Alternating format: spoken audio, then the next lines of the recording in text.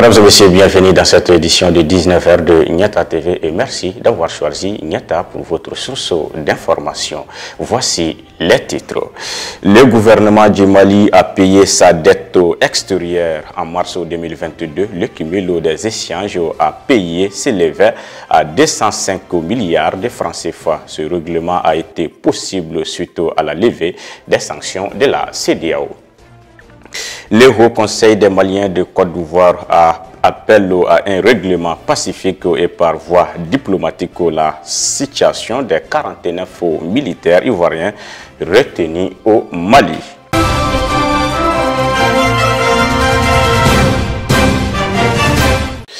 L'État du Mali informe les investisseurs et les partenaires techniques et financiers que l'intégralité des impayés de la dette du Mali a été. Nous l'avons appris suite à la publication d'un avis du ministère de l'Économie et des Finances. Il n'a pas pu payer sa dette pendant toute la durée des sanctions de la CEDEAO. Abdou Ouattara. Le gouvernement de la transition au Mali a informé vendredi les investisseurs du pays avoir payé l'intégralité des impayés de la dette du Mali, a déclaré le ministre malien de l'économie et des finances dans un communiqué. En effet, le 30 mars dernier, le ministre Alucine Sanou avait pourtant annoncé que le Mali ne peut pas honorer ses engagements financiers en raison des sanctions de l'Union économique et monétaire ouest-africaine. Au 31 mars 2022, le cumul des échanges à payer aux créanciers extérieurs et aux investisseurs des titres publics non honorés pour le Mali s'élèveront à 205 milliards de francs CFA, avait déclaré Alucine Sanou. Par voie de communiqué publié vendredi, le ministre de l'économie a souligné que lors de la 61e session ordinaire de la conférence des chefs d'État et de gouvernement de la communauté économique des États de l'Afrique de l'Ouest, tenue le 3 juillet 2022 à Accra au Ghana, les sanctions économiques et financières à l'encontre du Mali ont été levées, expliquant que durant les 6 mois de sanctions, le Mali n'a pas pu régler les services de sa dette. Alucine Sanou a noté que le Mali a l'honneur d'informer les investisseurs et les partenaires techniques et financiers que l'intégralité des impayés de la dette du Mali a été réglée. En effet, dès la levée des sanctions, le Trésor public a procédé à l'appaiement des impayés sur la dette extérieure pour environ 85,5 milliards de francs CFA, soit 132 millions de dollars. La dette de marché émise par syndication pour un montant de 66 milliards de francs CFA. Une partie de la dette de marché émise par adjudication pour un montant de 65 milliards, a-t-il expliqué. Et d'ajouter, l'émission spéciale de bons et d'obligations du Trésor organisée le 9 août 2022 a également permis de régler les reliquats des impayés de la dette de marché émise par adjudication, soit 215 milliards de francs CFA. En outre, le ministre rassure et affirme que les intérêts de retard ont été payés aux investisseurs sur les impayés de la dette de marché pour un montant de 6,66 milliards de francs CFA, dont 5,48 milliards de francs CFA pour la dette par adjudication et 1,17 milliard pour la dette par syndication. Pour rappel, l'UEMOA avait annoncé le 9 janvier dernier, lors d'un sommet extraordinaire à Accra au Ghana, la suspension de toutes les transactions commerciales avec le Mali, à l'exception des produits de consommation essentiels, pharmaceutiques, fournitures et équipements médicaux, ainsi que le matériel pour le contrôle de la COVID-19 et des produits pétroliers et d'électricité. Le 3 juillet courant, les chefs d'État et de gouvernement de la communauté économique des États de l'Afrique de l'Ouest, réunis en session ordinaire, ont décidé de lever toutes les sanctions économiques et financières imposées au Mali depuis le 9 janvier dernier. Le président en exercice de l'Union africaine, Macky Sall, est attendu à Bamako le lundi 15 août 2022. Cette visite du président sénégalais intervient dans un contexte assez difficile entre notre pays et l'Allemagne, qui a décidé de suspendre toutes ses activités militaires au Mali.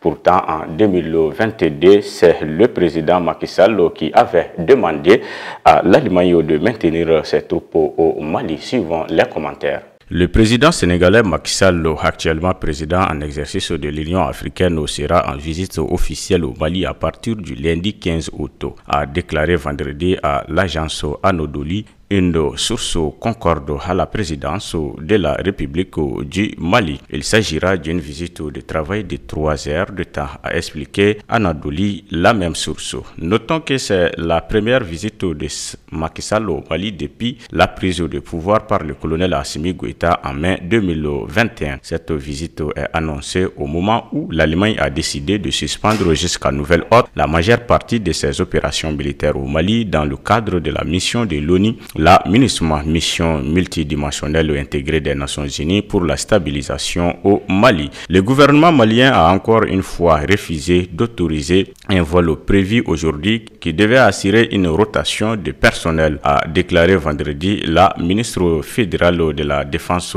allemande, Christine Lambrecht. Lambrecht regrette ce nouveau refus de vol malgré des assurances contraires données par le ministre malien de la Défense, Sadio Kamara, lors d'un entretien téléphonique ce jeudi 11 août. En février 2022, le président sénégalais Macky Sall avait exhorté la République fédérale d'Allemagne à maintenir ses troupes au Mali, pays en proie à une grave crise sécuritaire, lors d'un point de presse conjoint avec son homologue allemand Frank-Walter Steinmeier en visite au Sénégal. Le président de l'Union africaine est également attendu ce samedi 13 août au Tchad. Deux pays dirigés par des militaires depuis le renversement d'Ibrahim Boubacar Keïta au Mali le 18 août 2020 et à la suite de la mort d'Idriss Déby Itno au Tchad le 20 avril 2021. Le Mali a été suspendu par l'Union africaine alors que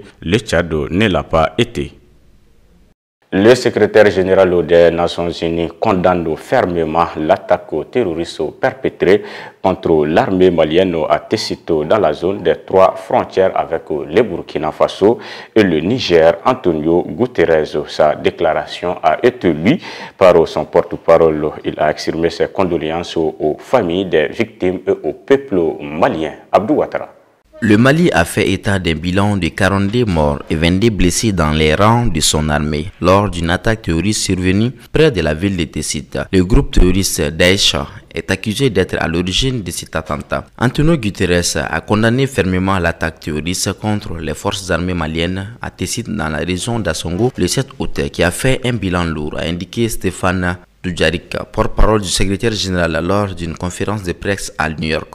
Le secrétaire général exprime ses plus sincères condoléances aux familles des victimes et au peuple malien qui continuent de payer un lourd tribut dans leur guerre en cours contre le terrorisme, a-t-il ajouté citant Antonio Guterres. De nombreuses organisations extrémistes sont actives dans la région du Sahel africain, y compris la branche d'Al-Qaïda au Maghreb, où ces organisations lancent de temps en temps des attaques visant des casernes militaires et les étrangers dans les pays du Sahel, notamment au Mali. Le Mali connaît une crise sécuritaire continue depuis 2012 et en mai 2021, l'armée a pris le pouvoir et le chef de la junte Assimi Goïta a annoncé que le président Bandao et le premier ministre Mokhtar Wane avaient été déchus de leur pouvoir. Depuis juin 2021, Goïta est devenu président de la transition malienne et a renié sa promesse de rendre le pouvoir aux civils après les élections qu'il avait promis d'organiser en février 2022, mais qui n'ont pas eu lieu.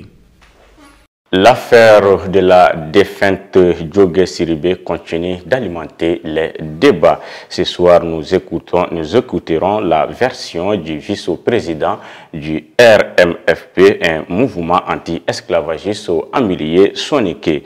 Selon Salifou Ladji Camara, elle a été assassinée pour son refus de demeurer esclave. Parent de la disparue, il affirme également qu'une vingtaine de personnes ont été attendues par la justice, dont 3 sont emprisonnés.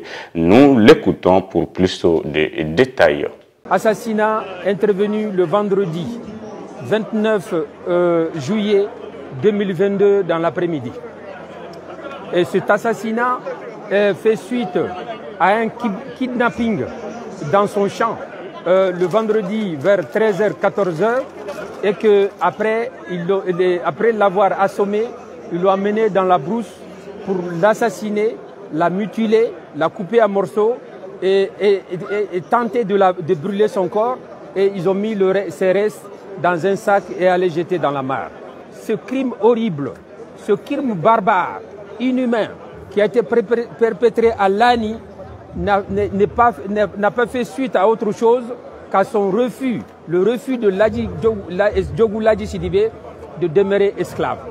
Depuis 2019, quand elle a décidé de s'engager dans le refus de l'esclavage par ascendance, elle a été victime de plusieurs répressions, de plusieurs oppressions, de plusieurs tentatives de bastonnade, jusqu'au 10 juin dernier, où elle a été frappée avec une roue sur le front. Et le front ensanglanté, elle s'est présentée aux autorités judiciaires et elle a été agressée par 5 femmes. Et ces 5 femmes ont été entendues par le procureur de la République, mais il n'y a qu'une seule femme, le porteur de coups, qui a été emprisonné. Le mardi dernier, les parents de cette dame ont fait une demande de mise en liberté provisoire. Et ma sœur Diogou Ladji Sidibé a refusé, n'a pas donné son accord pour la libération de cette dame-là. Alors cela a été une vase qui a débordé. Donc ils se sont dit, si c'est comme ça, ils vont attenter à sa vie. Donc ça c'est un crime prémédité, un crime calculé. On ne peut pas dire que c'est un crime crapuleux parce que dans la mesure où ça a été vu et corrigé et vraiment organisé afin qu'elle puisse disparaître sans trace.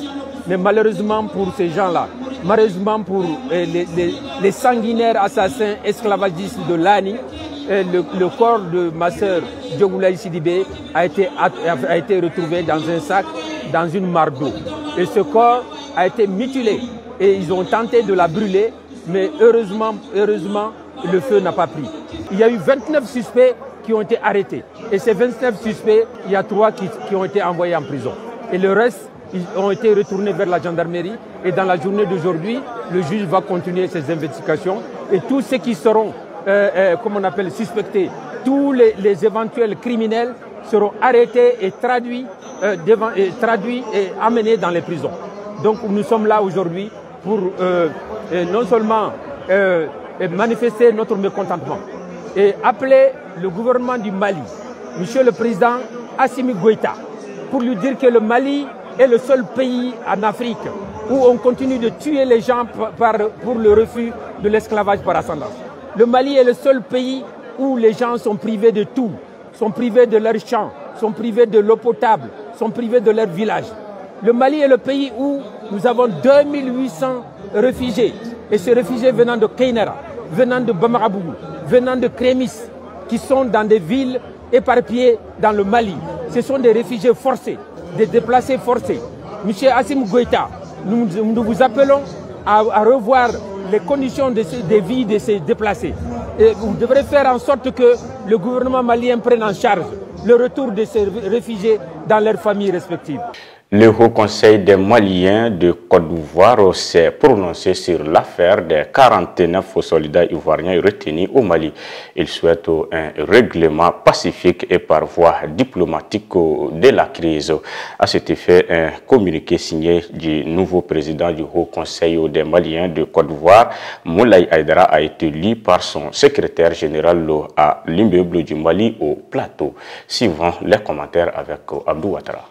La diaspora malienne de Côte d'Ivoire a appelé dans une déclaration publiée à Abidjan les autorités ivoiriennes et maliennes à tout mettre en œuvre pour le règlement pacifique par voie diplomatique de l'affaire des 49 militaires ivoiriens détenus au Mali depuis le 10 juillet dernier. Nous, opérateurs économiques maliens et présidents de plusieurs associations de la société civile malienne de Côte d'Ivoire, encourageons vivement les autorités au plus haut sommet de l'État de la Côte d'Ivoire et du Mali à tout mettre en œuvre pour le règlement pacifique par voie diplomatique de ces différends, pour le bonheur et la satisfaction des deux peuples frères unis par des liens multiséculaires, de solidarité, d'hospitalité et de fraternité, a indiqué Aïdara Moulay, président du Haut Conseil des Maliens de Côte d'Ivoire. 49 militaires sont détenus au Mali depuis le 10 juillet dernier, après avoir été arrêtés à l'aéroport de Bamako, accusés par les militaires maliens au pouvoir d'être des mercenaires cherchant à déstabiliser leur pays. Les autorités ivoiriennes ont déployé le fait que les autorités de la transition du Mali continuent de détenir ces soldats de façon arbitraire, en dépit de l'ensemble des explications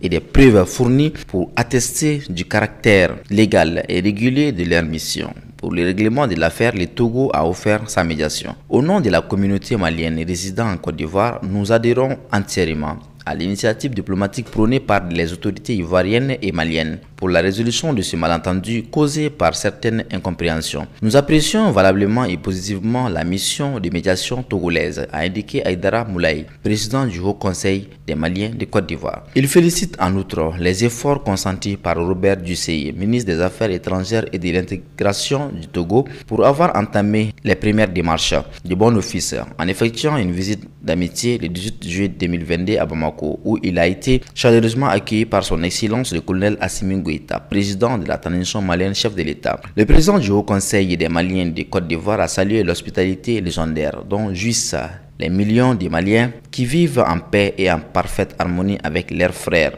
ivoiriens, souhaitant éviter des répercussions sur la diaspora.